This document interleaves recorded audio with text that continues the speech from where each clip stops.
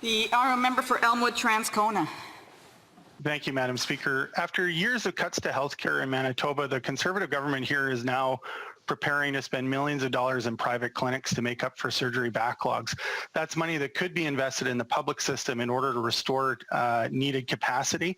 And we know that public delivery of services is the best way to realize the spirit and the promise of the Canada Health Act. So I'm wondering what the government is going to do to promote the public delivery of services. The honourable minister.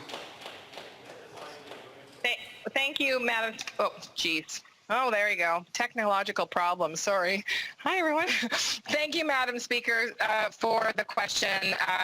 This is critically important to all Canadians, regardless of which province they live in, and I want to thank the member for the question.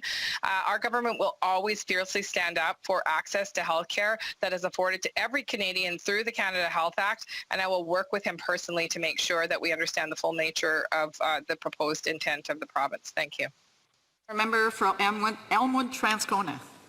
Well, one of the reasons why I think the government's answer to this is very important, because one of the things that we've learned in the pandemic, or that's been publicized that many already knew, was that the state of long-term care in Canada has not been good. It has not been serving a lot of Canadians well, and we know on the evidence that that for-profit delivery of long-term care results on average in lower health outcomes for Canadians.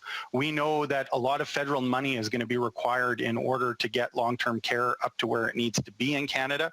We want the federal government to be convening meetings with the provinces now on how to do that, and we want the government to be a champion at that table for getting for-profit delivery of services out of long-term care. Is the government committed to doing everything it can to get for-profit delivery of long-term care off the table here in Canada? The honourable member for Elmwood Transcona. Oh, sorry, the honourable minister. Thank you very much, Madam Speaker. Listen, as the Prime Minister has said, as I have said myself, we will stand with provinces and territories to make sure that every senior has the ability to live with dignity and safety, regardless of where they live. As the member knows, we've actually invested well over $4 billion into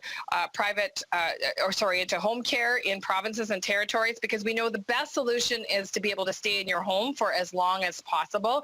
We're going to continue to work in that vein with provinces and territories, but also, as we committed earlier throughout the pandemic, be with provinces and territories. The honourable member for Provencher.